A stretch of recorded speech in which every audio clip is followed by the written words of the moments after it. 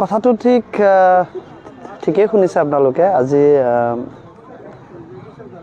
স্থায়ীভাৱে আজি BPF-ত যোগদান কৰোঁ, কাৰণ UPPL দলত মই সক্ৰিয় এজন সদস্য হিচাপে মই কাম কৰি আছিলোঁ। কিন্তু এতিয়া বৰ্তমান যিটো BTR-ৰ যিটো পৰিস্থিতি, সেই পৰিস্থিতিৰ প্ৰতি লক্ষ্য ৰাখি ৰাইজৰ যিটো সজাগতা সৃষ্টি হৈছে আৰু UPPL দলত যিটো গৰাখহনীয়াৰ সৃষ্টি হৈছে, সেইটো চাগে ভাল লক্ষণ নহয়। আৰু সেইকাৰণে মানে এতিয়া এক কথাত ক'ব গ'লে হাগ্ৰামা চৰকাৰৰ বাহিৰে বিকল্প কোনো ৰাস্তাই নাই আমাৰ কাৰণে। কমচে কম মই মাইনৰিটিৰ ফালৰ পৰা আহিছোঁ, বা মোৰ অঞ্চলটো মাইনৰিটি ঘোষিত অঞ্চল, তো একমাত্ৰ হাগ্ৰামা ছাৰক ভৰসা কৰিব পাৰি, আৰু ৰাইজক সেইটোৱে বিচাৰে।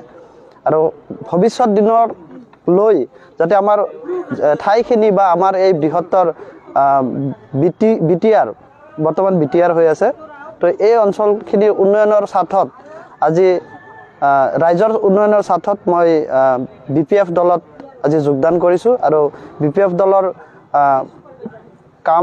কাম কাজৰ প্ৰতি লক্ষ্য ৰাখি নথৈ আনন্দিত হৈছোঁ। আৰু আজি স্থানীয় আমাৰ জিতেন মুছাহাৰী বসুমতাৰী আছিল, মুছাহাৰী ছাৰ, আৰু লগতে আমাৰ জিতেন যোগেন বসুমতাৰী ছাৰ, লগতে তহিদুৰ ছাৰ, তেখেতসকলৰ লগত সক্ৰিয়ভাৱে একেলগে গৈ মই BPF-ত যোগদান কৰোঁ।